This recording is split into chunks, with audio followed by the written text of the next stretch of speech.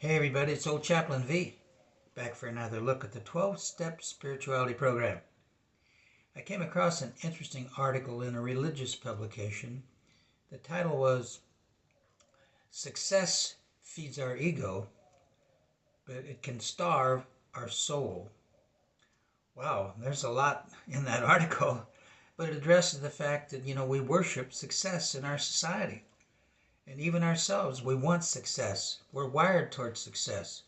From a very young age, we want to mine, or, we want an A on our test, or we want to be part of the team, and we want our team to be number one, and we want to be part of a group. And oh my God, look at social media, with likes and all that other business, especially among young people.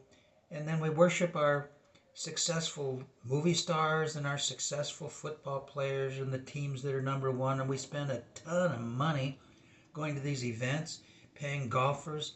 I mean, it's just worship everywhere, And so, what's that all about anyway? And starves the soul. Well, what is the soul? Well, I like that definition of love.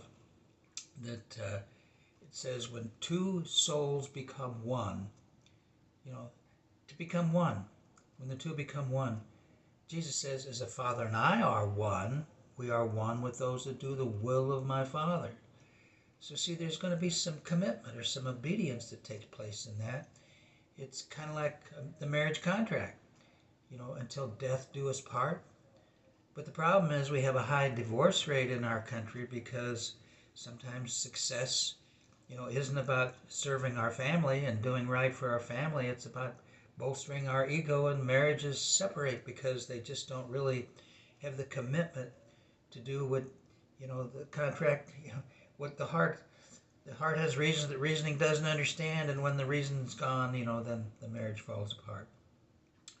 So success then can be a real distraction to what the purpose of life is all about. Well, how do we move from being success-oriented to God-oriented? Well, that's where grace comes in. We were blind, but now we see. How do we see? Well, God gets involved, and he kind of takes away some of our successes. We get our butts kicked. We're down for the count. We finally realize we're not in charge. We're just human. We need God. It's not that God's trying to hurt us, but God wants us to report for duty. Thy kingdom come, thy will be done. And so successes are more of a distraction, towards what life is all about. I'm the Lord thy God, thou shalt not have strange distractions before me. It violates the first commandment because they can become